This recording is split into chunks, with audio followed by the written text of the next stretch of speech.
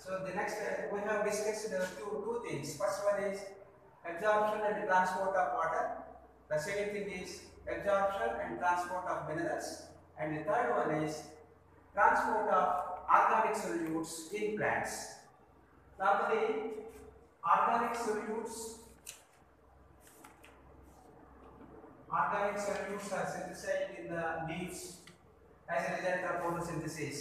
So the leaves act as a source, so we can call it as source. And the organic solutes are utilized by the roots. So we can call these roots as sinks. So leaf acts as the source and the root acts as the sink. And this source to sink is not a permanent constant. They can be reversible. Sometimes the source may act as sink or the sink may act as source depending upon the climatic conditions which are available around the plants. And the transport of food materials is always bidirectional. The food is synthesized in the leaves. Suppose if we take a plant, a stem, this is the leaf, where the food materials are synthesized, and this is the phloem, and through this phloem, this is the continuation of the phloem, and sometimes some food materials are also sent back to the stem tip or meristems.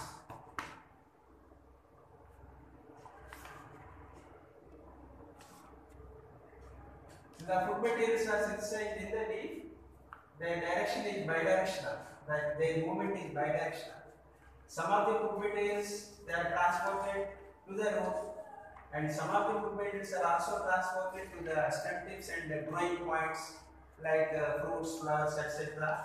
So the movement of food materials is known as bidirectional, whereas the water movement is only unidirectional. Plants are transported only through xylem, but the food materials are transported through phloem, and this phloem, the translocation of food material is bidirectional. Some of the food materials are transported to the root, and some other food materials are transported to the tips. So this is called bidirectional movement.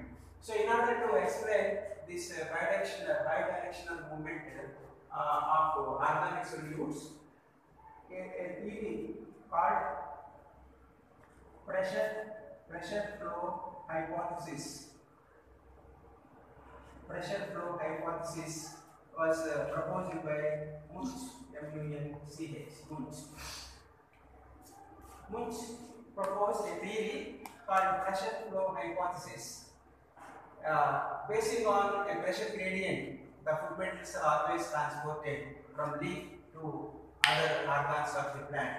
And Munch explained his theory by means of this experiment. There are two osmotic bulbs. These are osmotic bulbs. This is A and this is B, and these two are connected.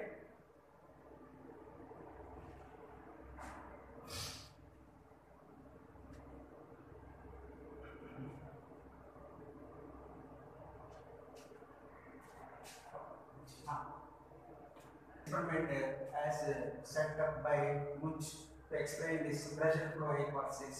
This A bulb is filled with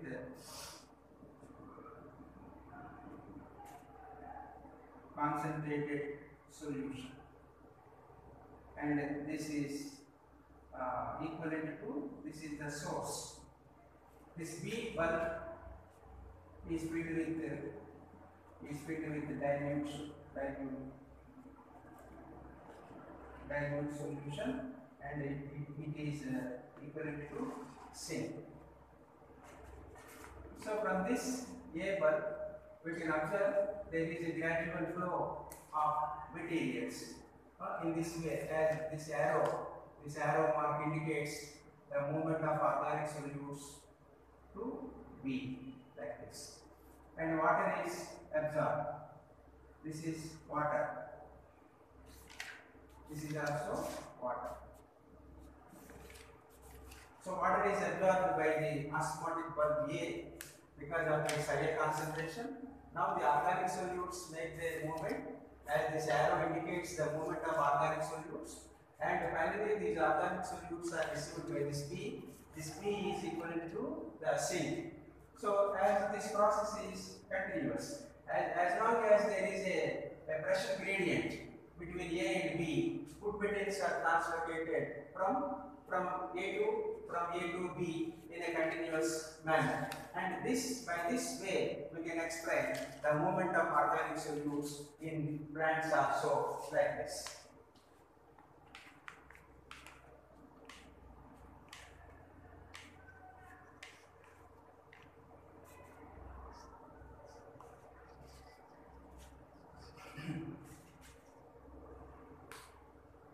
This is the stem,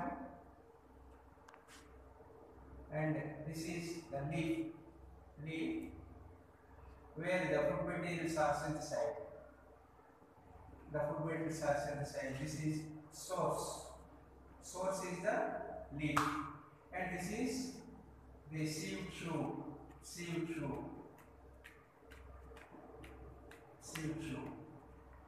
And food materials are synthesized in the leaf lamina.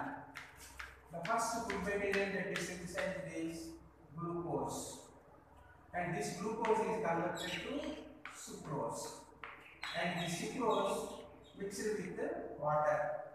So water also enters by means of osmosis, and here the food materials are these are the food materials. So the first produced food material is glucose. It is converted to sucrose, and sucrose mixes with water. A sucrose sap is produced, and that sap, first of all, it enters into companion cells by means of an active process. Companion cells, the companion cells are the parts of the phloem, and first of all the food material is accepted by these companion cells. From the companion cells, the food material enters into the sieve tube after it is mixed with water, and from this sieve tube the food materials are finally transported to roots. Our food materials roots transport out, and in the roots the food material is organic solutes. Organic solutes are liberated, and water is also released out. Water releases out. So in this way, we can this is the sieve tube.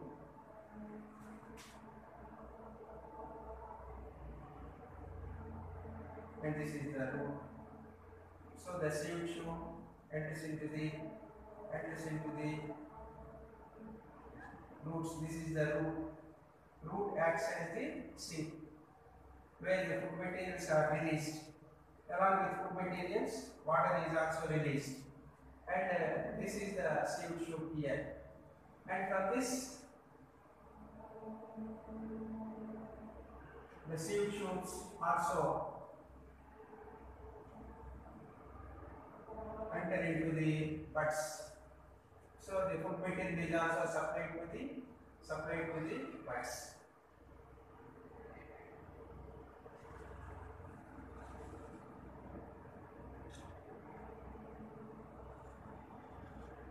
So now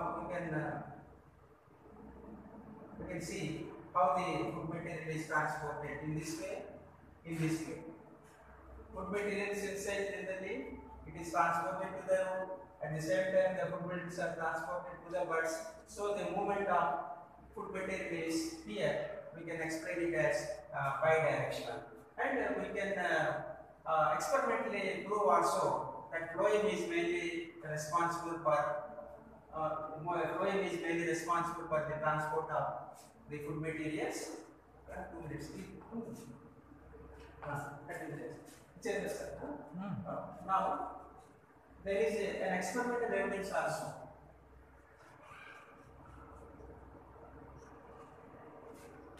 That experimental evidence is called as Gerdling experiment.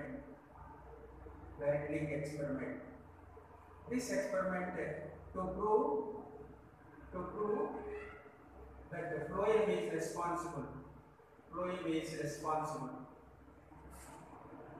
for translocation. Of organic solutes. In this experiment, a plant is taken like this. This is the stem. A bark is removed from here. A bark is removed, and this plant is kept in a pot. These are the leaves. So here, if you take a healthy plant, you have to remove the bark, and this bark includes phloem also. And if we observe the plant for its growth, after some time, the part above this, this is known as girdle. This is called girdle. And after a few days, we can observe there is a gradual swelling, below this.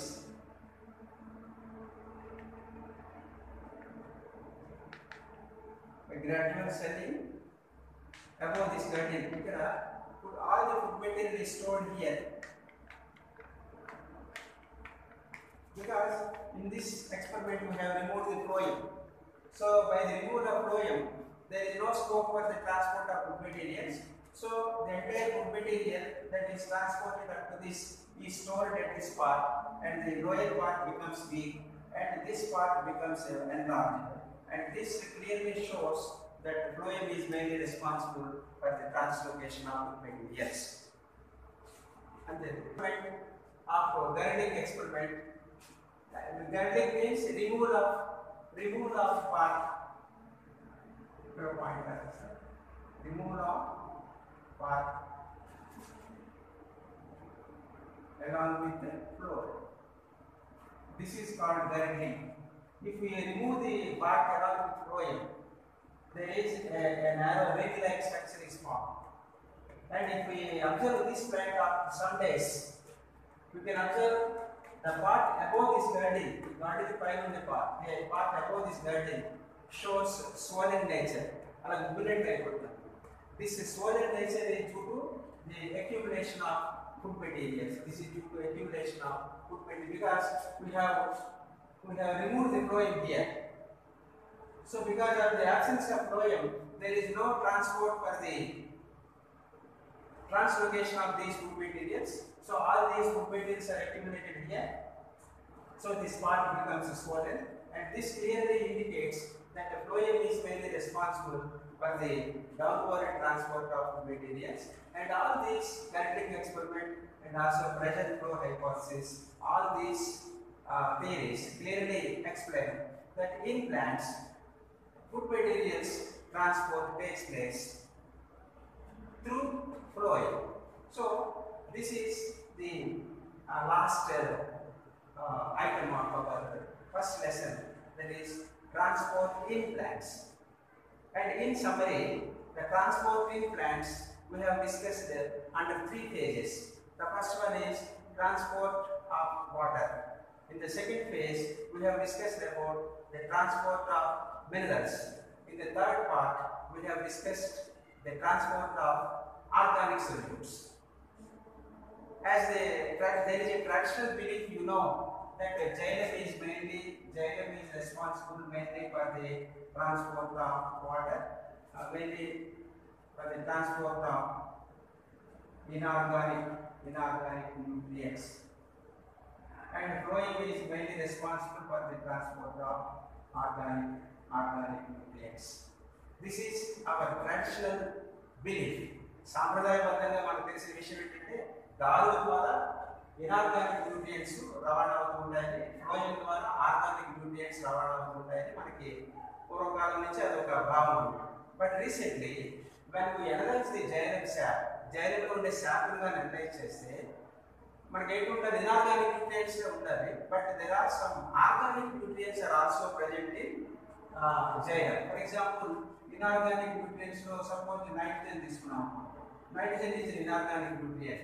So in xylem we can observe along with nitrogen some amino acids are also present. ఇందులో amino acids కూడా ఉంటాయి. Amino acids ఏంటి? Organic form of nitrogen. So now our traditional belief has been changed now. So xylem there is a possibility for the transport of inorganic as well as organic. Suppose an example ఏంటి? Nitrogen. Nitrogen is always transported in the inorganic form, and in the xylem we can also observe the presence of amino acids. Amino acids are organic form of nitrogen. So that is one thing you please bear in mind. Similarly, phloem. Phloem is meant for the transport of organic solutes. One main expect chestam phloem lo sugars, sucrose, or some other sugars, some other organic solutes we expect chestam. But in phloem we can also observe presence of phosphorus and sulfur. Phosphorus and sulfur ఏంటి? Inorganic. So phloem లో organic solutes తో పాటు inorganic కూడా ఉంటాయి. అలాగే జైలంలో inorganic solutes తో పాటు organic solutes తో కూడా ఉంటాయి. So there is no clear cut demarcation. ఏంటి? ఇనార్గానిక్ న్యూట్రియంట్స్ జైలం ద్వారానే వెళ్ళాలి, ఆర్గానిక్ న్యూట్రియంట్స్ ఫ్లోయం ద్వారానే వెళ్ళాలి అనేది ఒక ట్రెడిషనల్ పాత నమ్మకము. అది లేదు. Because we can observe both the organic and inorganic forms in both xylem and phloem. This is due to there is an interchange. Suppose if this is the xylem, if suppose the xylem only, if this is the phloem, so there is an interchange of materials. Phloem lo unde xylem lo raavachchu, xylem lo unde phloem lo raavachchu. So this is possible. So interchange of materials is possible between xylem and phloem. So this is the first lesson of our first unit, that is plant physiology, that is transport in water. You have to take down all these things. ఈ ఇవన్నీ కూడా విషయాలన్నీ కూడా మీరు ఒక notebook లో note చేసుకోండి.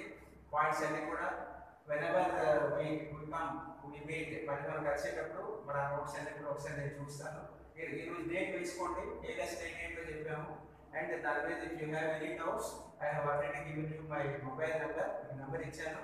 ఆ నెంబర్తో you can contact me, you can clarify your doubts. Thank you.